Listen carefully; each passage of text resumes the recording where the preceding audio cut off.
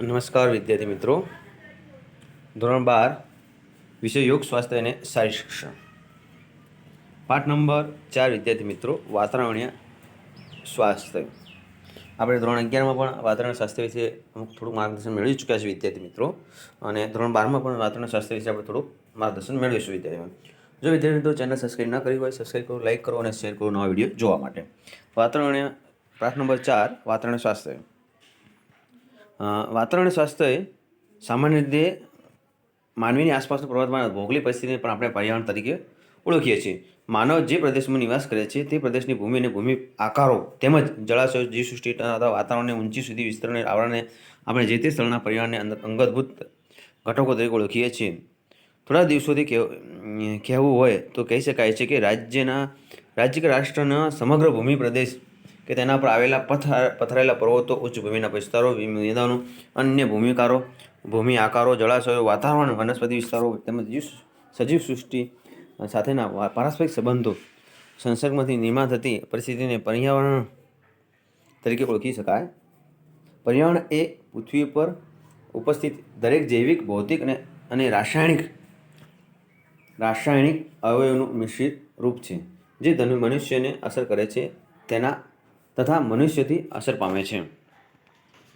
શબ્દકોશ અનુસાર પર્યાવરણ બધી જ વ્યવસ્થા પ્રણાલીમાં પ્રભાવનો સરવાળો એ છે સજીવો તેમની પ્રજાતિ વિકાસ થતી મૃત્યુ અસર છે. વિદ્યાર્થી મિત્રો,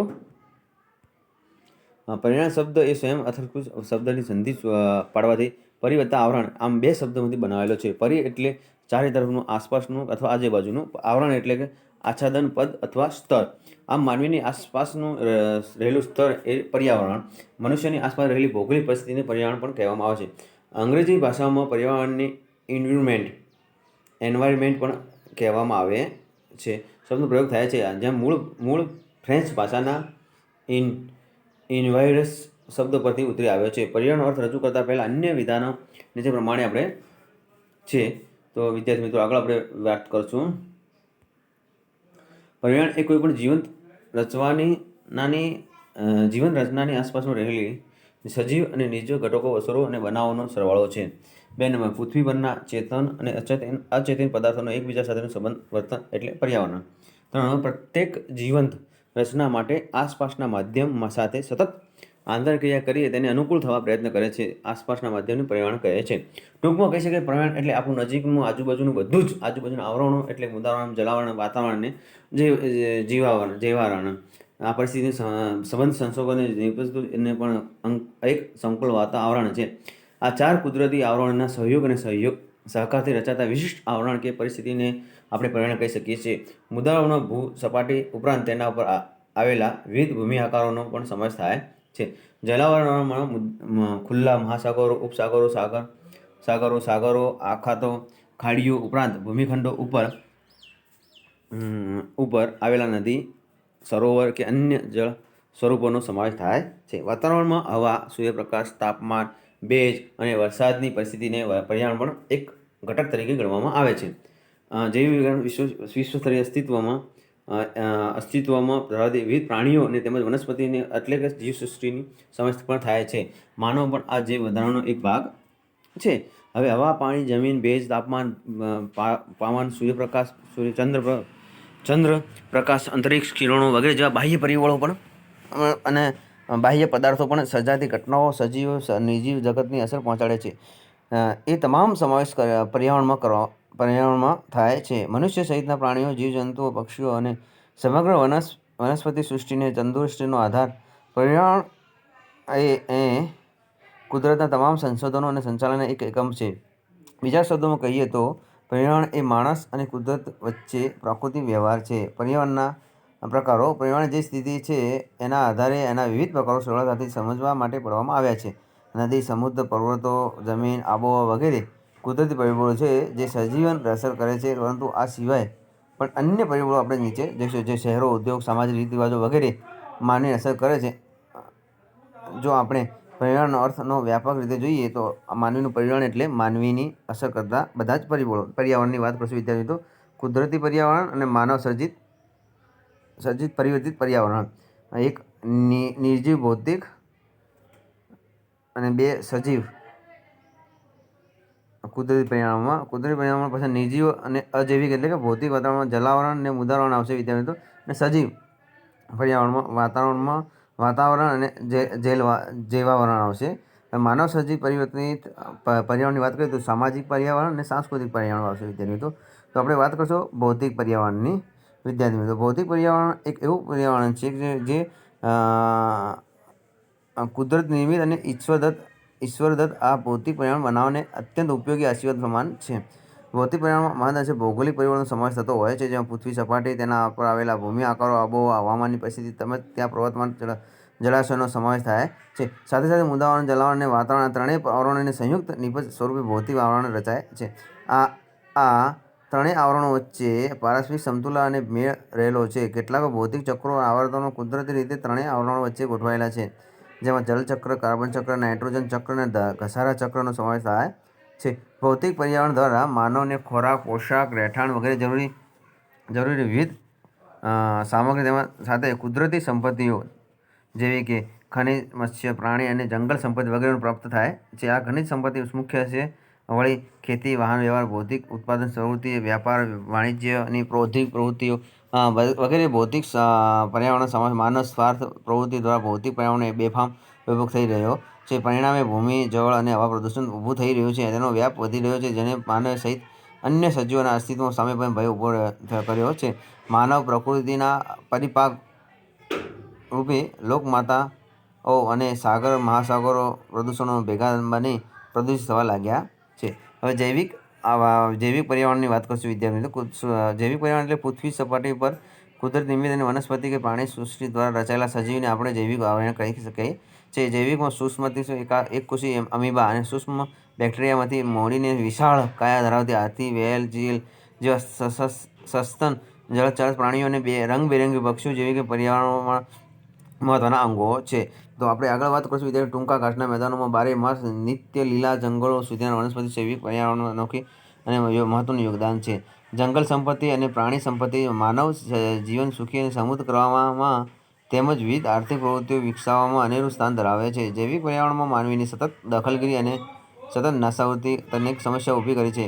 કેટલાક પ્રાણીઓને આડેધડ શિકાર પ્રવૃત્તિઓ અને અસ્તિત્વ સામે ભય ઊભો કર્યો છે. આફ્રિકાના જંગલોમાં હાથીના દાંતના લાલસાએ હાથીના નિકંદ નીકળી રહ્યું છે. પ્રોટીન સભર વ્હેલ અને સીલ જેવા જળચર પ્રાણીઓ સામે પણ સતત શિકાર પ્રવૃત્તિથી ભય તોળાઈ રહ્યું છે. આફ્રિકામાં કોંગો ખીણના અને દક્ષિણ અમેરિકામાં એમેઝોનના વિષુવવૃત્તીય જંગલોનો વિનાશ ભયજનક સપાટીએ પહોંચ્યો છે. ધરતીમાતાના ફેફસા સમાન જંગલો ખેતી અને ઔદ્યોગિક પ્રવૃત્તિની આગીકૂચના કારણે કપાતા જાય છે. વિરલ પશુ પક્ષીઓની કેટલીક પ્રજાતિઓ લુપ્ત થવાની શક્યતાઓ આવી રહી છે, જેને માનવીની કેટલીક અવિચારી પ્રવૃત્તિઓ જવાબદાર છે. જૈવિક પર્યાવરણથી લાકડા ઉપરાંત પ્રાણીઓ, ચામડા, શિંગડા વગેરે સહિતના દેશો પક્ષીઓ પણ દાણચોરી થાય છે.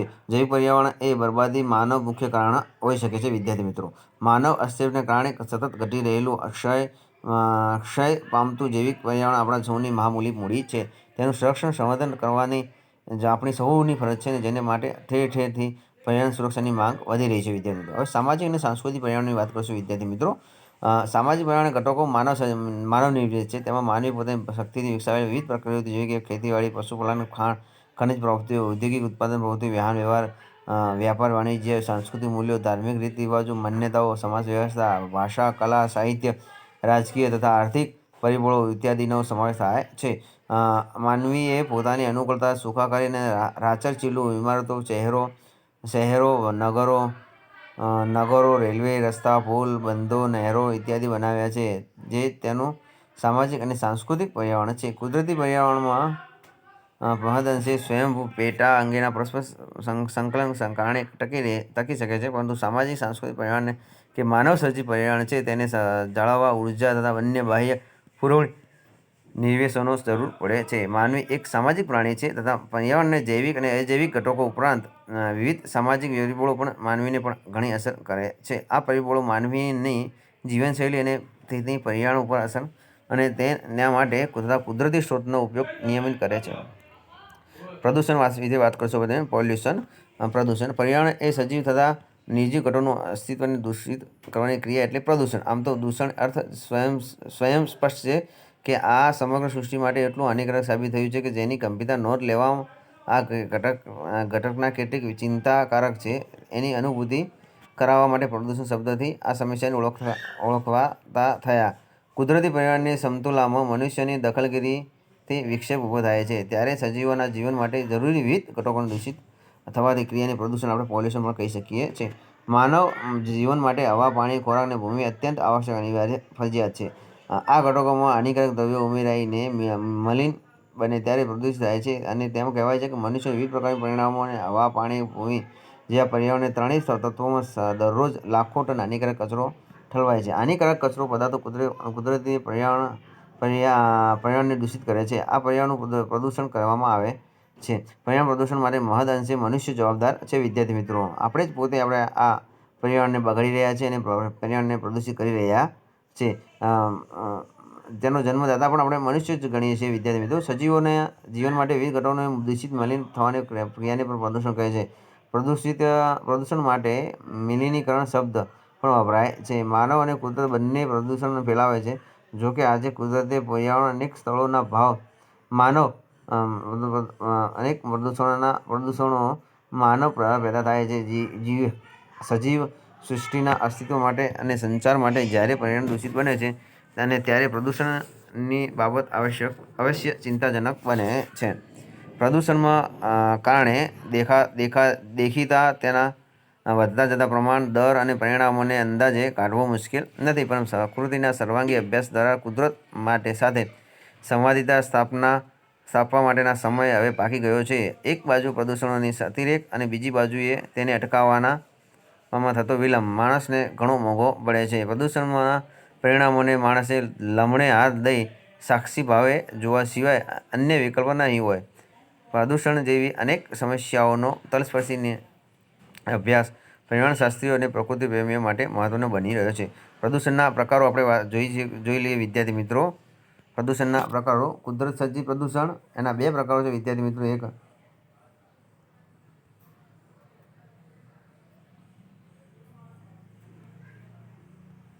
કુદરત સર્જિત પ્રદૂષણ અને બીજું માનવ સર્જિત પ્રદૂષણ. કુદરતમાં હવાનું પ્રદૂષણ, પાણીનું પ્રદૂષણ, જમીનનું પ્રદૂષણ. અને માનવ સર્જિત હવાનું પ્રદૂષણ, પાણીનું પ્રદૂષણ, જમીનનું પ્રદૂષણ, અવકાશનું પ્રદૂષણ, અવાજનું પ્રદૂષણ, અન્ય પ્રદૂષણો. હવે આપણે વાત કરશું વિદ્યાર્થી મિત્રો આગળ. જ્યારે જ્વાળામુખી વિસ્ફોટ થાય છે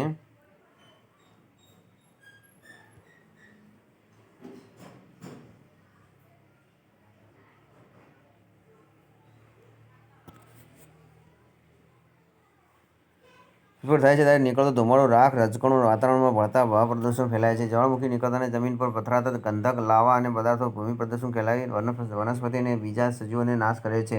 સાગર કિનારે ફૂંકાતી ભેજવાળી હવા વાતાવરણ અને ભૂમિ અને મીઠાના કણો પ્રસરે છે. તેનાથી હવા અને ભૂમિનું પ્રદૂષણ ફેલાય છે. અને સૌરાષ્ટ્રના ઘેડ વિસ્તારમાં, દરિયાકાંઠામાં, વાડીઓની જમીનના પેટાળમાં દરિયાના પાણીનો પ્રવેશ થવાથી ત્યાંની ભૂમિ પ્રદૂષણ ફેલાઈને ખેતીનો નાશ થયો છે.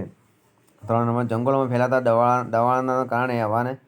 દાવાનળના કારણે હવા અને ભૂમિનું પ્રદૂષણ ફેલાઈને વનસ્પતિ, પ્રાણીઓ અને પક્ષીઓનો નાશ થાય છે.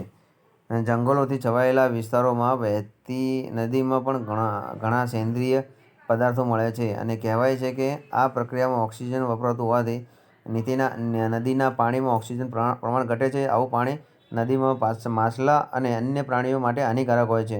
ઈસવીસન 1951માં થયેલા ફિલિપાઇન્સના પિનાટબો જ્વાળામુખી અને ભારતના બેરન ટાપુના જ્વાળામુખી વિસ્ફોટ કુદરતી પ્રદૂષણના તાજા ઉદાહરણો છે. માનવ સર્જિત પ્રદૂષણો વાત કરશું વિદ્યાર્થી મિત્રો. માનવ સર્જિત પ્રદૂષણોમાં કારખાના, પાવર સ્ટેશન, વાહનો વગેરેમાંથી નીકળતા ધુમાડા, ઝેરી વાયુઓ વગેરે હવાનો ભળતા હવા પ્રદૂષણ ફેલાય છે. 2 નંબર, કારખાના અને શહેરની ગટરોનું ગંદુ પાણી નદી, કૂવા અને બીજા જળાશયોમાં ભળતા જળ પ્રદૂષણ ફેલાય છે. અને આ પાણી ભૂમિમાં ફેલાય તો ભૂમિ પ્રદૂષિત થાય છે. માનવી બીજો અનેક જાતનો કચરો જમીન પર ફેંકે અને ભૂમિ પ્રદૂષણ ફેલાવે છે. યંત્રો અને વાહનોમાં અવાજ થતા ગીચ, વસ્તીમાં થતા વાહનો કોલાહલથી અવાજ પ્રદૂષણ ફેલાય છે. અવકાશ સંશોધન માટે માનવીના અવકાશયાત્રો દ્વારા પણ પ્રદૂષિત ફેલાવું છે.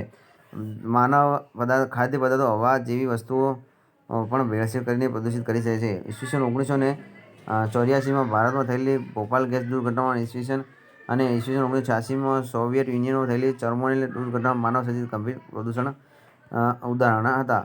હવાનું પ્રદૂષણની વાત કરશું વિદ્યાર્થી મિત્રો. હવાનું પ્રદૂષણ એ વ્યક્તિ જ્યાં પણ હોય ત્યાં હવાની આસપાસ વીંટાળેલું હોય છે. જો થોડીક મિનિટો માટે નાક તદ્દન બંધ રાખીએ તો તરત જ ગૂંગળામણ અનુભવાય છે. આનો અર્થ એ થાય છે કે આપણી આસપાસ હવામાં કોઈ ઘટકો રહેલા છે જે શરીરને પણ ન મળવાથી શરીરમાં એવા વાયુના ઉત્પન્ન થાય છે. બહાર ન જઈ શકવાથી આપણને તકલીફ પડે છે. આપણે જ્યારે શ્વાસ બહાર કાઢીએ છીએ ત્યારે તેમાં કાર્બન ડાયોક્સાઇડનું પ્રમાણ વધુ હોય છે અને શ્વાસ અંદર લઈએ છીએ ત્યારે ઓક્સિજનનું પ્રમાણ વધુ હોય છે. આપણી આસપાસના ઘટકોનું પ્રમાણ જો બદલાય તો શરીરનું જોખમ મુકાય છે. હવાનું બંધારણ વિદ્યાર્થી મિત્રો વાત કરશું આપણે. હવાનું બંધારણ વિશે વાત કરશું વિદ્યાર્થી મિત્રો. હવા અનેક વાયુઓનું મિશ્રણ છે. કદ પ્રમાણે સામાન્ય રીતે હવા જુદા જુદા વાયુઓના પ્રમાણો નીચે મુજબ હોય છે. હવાના ઘટકોનું નામ: નાઇટ્રોજન પ્રતિશત પ્રમાણ 68.08, ઓક્સિજન 20.96, કાર્બન ડાયોક્સાઇડ 0.004, આર્ગોન તથા અન્ય વાયુઓ અને પાણીની વરાળ. આ ઉપરાંત હવામાં 0.94 સૂક્ષ્મ માત્રામાં નિયોન, હિલિયમ જેવા વાયુઓ, પાણીની વરાળ, એમોનિયમ, ધૂળની રજકણો, જીવાણુ વગેરે પણ રહેલા હોય છે. હવાનું પ્રદૂષકો: આપણી આજુબાજુની હવા 100% શુદ્ધ હોતી નથી. પ્રત્યેક હવાની બિનજરૂરી હાનિકારક તત્વોનું પ્રમાણ વત્તે ઓછે અંશે હોય છે. પરંતુ જ્યારે હાનિકારક વાયુ અને પદાર્થોનું પ્રમાણ હવામાં એટલું વધી જાય તો ટૂંકા કે લાંબા ગાળે સજીવ સૃષ્ટિ માટે હાનિકારક હોય તો તેને હવાનું પ્રદૂષણ કહેવાય. પ્રદૂષણ કરવામાં અત્યંત ભાગ ભજવતા હોય વાયુઓમાંના carbon dioxide, carbon monoxide, sulphur dioxide, hydrogen sulphide, ક્લોરીનના સંયોજનો, નાઇટ્રોજન ઓક્સાઇડ, એમોનિયમ આલ્ડીહાઇડ્સ વગેરેનો સમાવેશ થાય છે. આ ઉપરાંત લેડ, રેડિયોએક્ટિવ પદાર્થ, ફૂગ, બેક્ટેરિયા, ધૂળની વનસ્પતિ રજકણો વગેરેની માત્રામાં પણ હાનિકારક નીવડે છે. પવન અને તાપમાન પણ પ્રદૂષણને ફેલાવવામાં ભાગ ભજવે છે. જમીનની નજીકની હવા ઠંડી અને ઉપરની હવા પણ ગરમ હોય છે. તેથી પ્રદૂષિત હવા પણ વધુ સઘન બને છે અને તેનું નુકસાન કરે છે. હવા પ્રદૂષિત થવાના કારણો: હવા પ્રદૂષિત થવાના મુખ્ય કારણો શું છે વિદ્યાર્થી મિત્રો? વાહનો, મિલો, કારખાના, પાવર સ્ટેશનો, ઘર વપરાશના બળતણો તથા હવામાં અસંખ્ય રજકણો ભળે છે. હલકી કક્ષાના કોલસાના દહનથી ધુમાડો સાથે હવા પ્રદૂષકોમાં અપૂર્ણ દહન ક્રિયા દ્વારા વાતાવરણમાં ભળતા કાર્બન મોનોક્સાઇડ વધુ ઝેરી સજીવો માટે નુકસાનકારક છે. વધુ વાદળો અને અવરજવરવાળા વિસ્તારોમાં કાર્બન ડાયોક્સાઇડ અધિક માત્રામાં હોય છે. આ વાયુ માનવ શરીરમાં વધુ માત્રામાં ઉમેરાય ત્યારે શારીરિક તકલીફો ઊભી કરે છે. અમર્યાદા માનવ વસ્તીને ઉચ્છ્વાસ માટે નીકળતા કાર્બન મોનોક્સાઇડ વાયુ અને દર્દીના ઉચ્છ્વાસ માટે નીકળતા દૂષિત વાયુઓ રોગના સૂક્ષ્મ જીવાણુઓ તથા વિષાણુઓને હળવા પ્રદૂષણ ઊભું કરે છે. પ્રાણીઓના મળમૂત્રને મૃતદેહો, સડેલા શાકભાજી, ફળો, વાસી ખોરાકના વગેરેના કોહવાટથી ઉત્પન્ન થતા મિથેન, એમોનિયમ અને હાઇડ્રોજન સલ્ફાઇડ જેવા ઝેરી વાયુઓ હવાને પ્રદૂષિત કરે છે.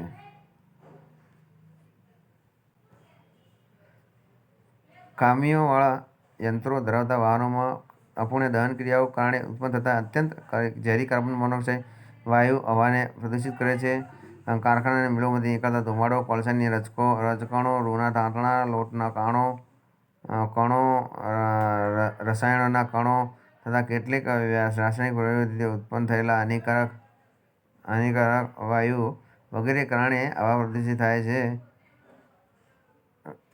સમગ્ર પૃથ્વી પર જીવસૃષ્ટિની દૈનિક જૈવિક ક્રિયાઓને કારણે તેમજ ઉદ્યોગો, વાહન વ્યવહાર અને કુદરતી ઘટનાઓને કારણે હવામાં ફેલાતા પ્રદૂષણને હવા પ્રદૂષણ કહે છે. પ્રદૂષણ સ્વાસ્થ્યને અસરકારક: એક વાત શું અસરકારક છે જોઈશું વિદ્યાર્થી મિત્રો. 1. શરદી, ખાંસી તથા શ્વસન તંત્રના રોગો જેવા કે શ્વસન નળીનો સોજો, દમ ચડવો, ફેફસાંનું કેન્સર વગેરે જેવા રોગો થાય છે. કોલસો, શેરડીના સોંદરા વગેરે સૂક્ષ્મ કણો હવામાં ભળેલા હોય તો હંમેશાની કાયમી ધોરણે ફેફસાના સોજાનો ન્યુમોનિયાનો સામનો રોગ થાય છે. હૃદય રોગ, લોહીનું ઊંચું દબાણ, માનસિક તણાવ અનુભવાય છે. મનોદૈહિક રોગોનું પ્રમાણ વધે છે. બેચેની, ગૂંગળામણ, થાક વગેરે જેવી તકલીફો પડે છે. કાર્યશક્તિમાં ઘટાડો થાય છે. ચામડીના રોગો જેવા કે ગુમડા, ખરજવું વગેરેનું પ્રમાણ વધે છે. વનસ્પતિ નાશ પામે છે અથવા તેના ઉત્પન્ન ઘટાડો થાય છે. આવા વિસ્તારમાં વનસ્પતિ પેદાશ પર સ્વાસ્થ્ય માટે હાનિકારક નીવડે છે. પ્રાણીઓ પણ આવી જ હવા લઈને સીધી રીતે બીમારી અને મૃત્યુનો ભોગ બને છે. આવા પ્રાણીઓ આડકતરી રીતે વનસ્પતિને ખોરાકમાં લઈને બીમારી પડે છે. પ્રદૂષિત ઘટકો મુજબ તેમાં દરેક પ્રકારના ટૂંકા ગાળાની લાંબા ગાળાની તકલીફો થાય છે.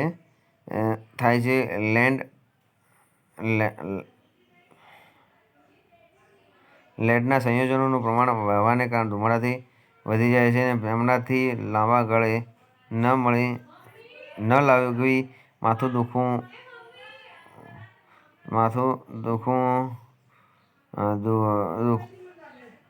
પેટમાં દુખવું, કબજિયાત, લોહીના વિકાર વગેરે જેવા અનેક રોગો થઈ શકે છે. કાર્બન મોનોક્સાઇડ વાયુનું પ્રમાણ વધે તો તાત્કાલિક મૃત્યુ પણ નોંધી શકાય છે. પ્રદૂષણ અટકાવવા માટેના ઉપાયો વિશે વાત કરીશું વિદ્યાર્થી મિત્રો આપણે.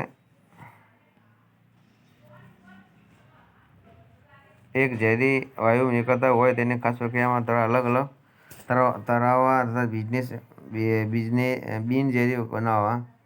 2. પ્રદૂષણ ઉત્પન્ન કરતી પ્રક્રિયાને બદલે બીજી પ્રક્રિયામાં સાધીને અપનાવીને જેમ કે આ માટે શક્ય હોય તો સૂર્યશક્તિનો ઉપયોગ કરી શકાય. પુષ્કળ પ્રમાણમાં ઉછીને હવાને શુદ્ધ કરવાનો પ્રયત્ન કરવા. કાયદાકીય પગલાં દ્વારા પ્રદૂષણ ફેલાવતા એકમોને અંકુશમાં રાખવા. આંતરરાષ્ટ્રીય ધોરણે જુદા જુદા દેશોમાં ખાસ પ્રયોગશાળાઓમાં ઉપયોગ કરવાની. વખતોવખત હવામાન પ્રમાણનું માપ કાઢે છે અને ચેતવણી માર્ગદર્શન આપે છે. હવા અને પ્રકાશની અવરજવર માટે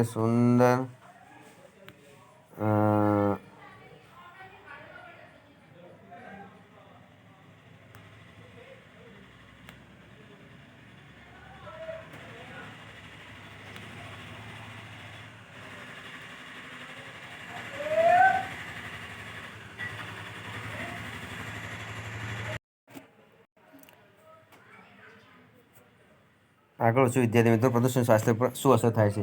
શરદી ખાંસી આપણે જાણી ચૂક્યા વિદ્યાર્થી મિત્રો. હવે આગળ વધશું વિદ્યાર્થી મિત્રો.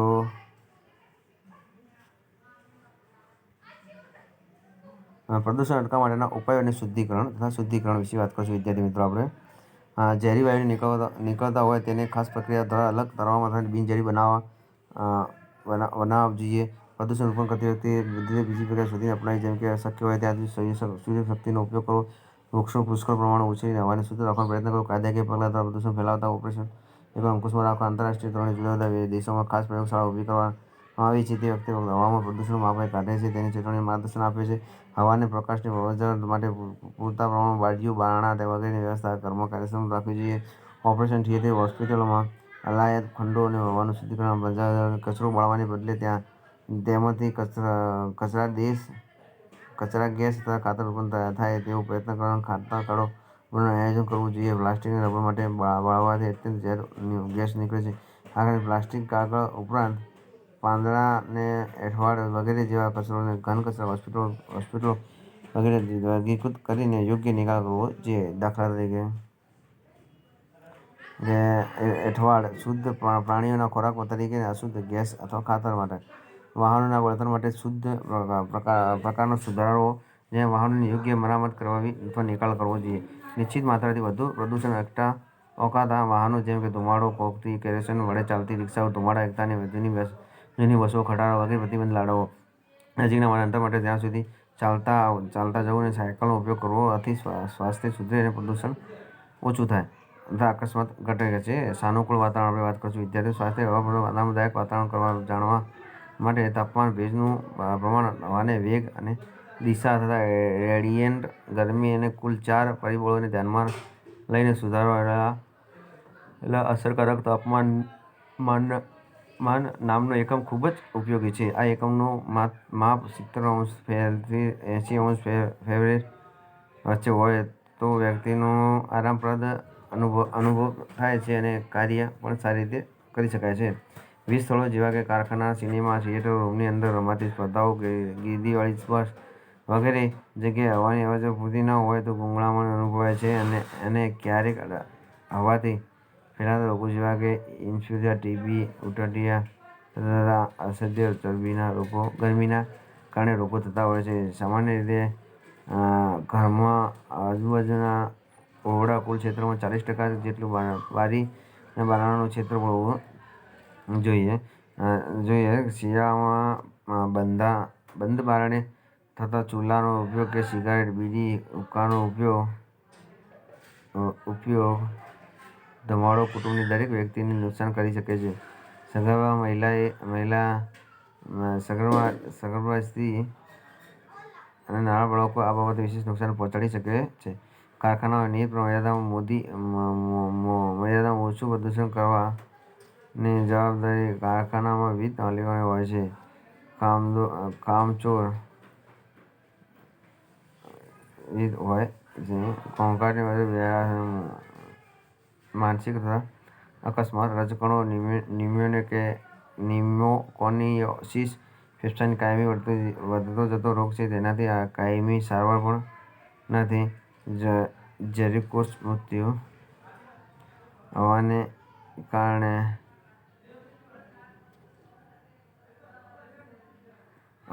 ઓરડામાં બહાર ફેંકાતી મશીનથી ઉત્પન્ન થતી દૂષિત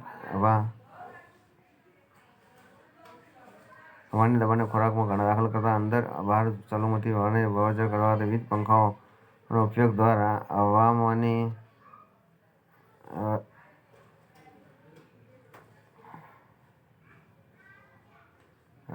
હવા પ્રદૂષિત કરવા માનવ પ્રયોગનો પણ અસર. પર્યાવરણ પ્રદૂષકો પૈકી હવા પ્રદૂષણ એ માનવ સર્જિત મુખ્ય પ્રદૂષણ છે. માનવીની સાધેલી પ્રગતિમાંથી પ્રકટ થતી આ એક સમસ્યા છે. ઔદ્યોગિકરણ, આધુનિકીકરણના નામે ઉદ્યોગો, મિલો, કારખાના, તાપ વિદ્યુત મથકો વગેરેમાંથી છોડવામાં આવતા ધુમાડા સાથે નીકળતા વાયુઓના પ્રદૂષણ માનવ, પશુ, પક્ષીઓના આરોગ્ય પર ખૂબ ખરાબ અસર પડે છે. આપણે અહીં કેટલાક અગત્યના હવાના પ્રદૂષકોની અસર તપાસીએ. Carbon dioxide. હિમોગ્લોબિન સાથે ભળવાથી શરીરમાં ઓક્સિજનનું પ્રમાણ ઘટે છે. પરિણામે મગજ અને હૃદયના કાર્યોને અસર પડે છે. માતા અને ગર્ભમાં રહેલા બાળકના વિકાસને રૂંધે છે અને મગજની યાદશક્તિ ઘટાડે છે તેમજ શ્વસન અને લોહીની નળીઓમાંથી પણ અસર કરે છે. કાર્બન મોનોક્સાઇડ અને સાયનાઇડ. પ્રદૂષિત હવામાં ભળતો કાર્બન મોનોક્સાઇડ રંગવિહીન, સ્વાદવિહીન વાયુ છે. પરંતુ વાહનોની અવરજવરવાળા વિસ્તારોમાં પેટ્રોલ, ડીઝલના દહનને લીધે આ વાયુનું પ્રમાણ વધી જાય છે. કાર્બન મોનોક્સાઇડ હિમોગ્લોબિન સાથે સંયોજાય છે ત્યારે રુધિરની ઓક્સિજન વહન કરવાની ગુંજાઇશ ઘટે છે. આથી દૃષ્ટિમાં ઝાંખપ આવે છે અને કેટલીક વાર તો મનુષ્યની મૂર્છા આવી જાય છે. કેટલીક વાર મોતની પણ સંભાવના હોય છે. માણસ શ્વાસ લે ત્યારે હવા કાર્બનના કણો પણ ફેફસામાં દાખલ થાય છે. પરિણામે ફેફસાને નુકસાન થાય છે, ફેફસાનું કેન્સર થવાની શક્યતા વધી જાય છે અને મગજની કાર્યક્ષમતા પણ ઘટી જાય છે. સાયનાઇડ એકદમ ઝેરી પદાર્થ છે તે શરીરમાં જવાથી માનવીનું મૃત્યુ થાય છે. Sulphur dioxide. હવાના પ્રદૂષકો પૈકી સલ્ફર ડાયોક્સાઇડ વધારે હાનિકારક પ્રદૂષક છે કારણ કે કોલસો અને ખનિજ તેલના દહનને કારણે તેમાં રહેલા સલ્ફર ઓક્સિજન સાથે સંયોજાતા સલ્ફર ડાયોક્સાઇડનું વાયુ રૂપે હવામાં ભળે છે. સલ્ફર ડાયોક્સાઇડ પણ શ્વાસ માટે ઉપયોગમાં દાખલ થવાની શક્યતા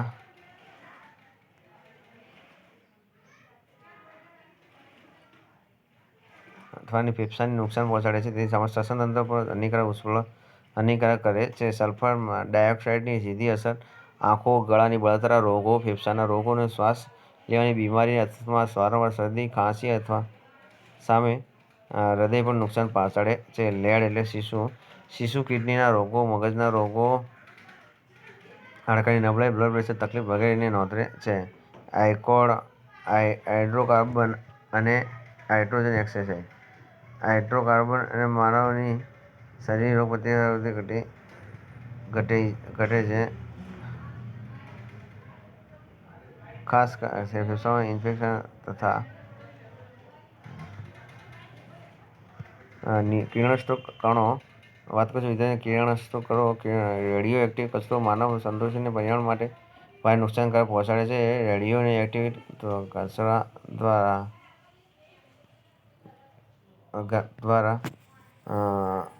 માનવ શરીરમાં વિકૃતિ પેદા થાય છે અને જેના પરિણામે કેન્સર જેવા રોગો થવાની શક્યતા રહે છે.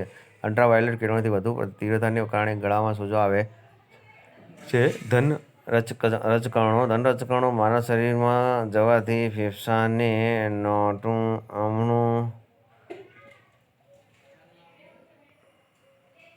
મોટું નુકસાન થાય છે અને પરિણામે શ્વાસોશ્વાસ લગતા રોગો થતા હોય છે. જો વિદ્યાર્થી ચેનલ સબસ્ક્રાઈબ ન કરે, સબસ્ક્રાઈબ કરો, લાઈક કરો અને શેર કરો નવા વિડીયો જોવા માટે.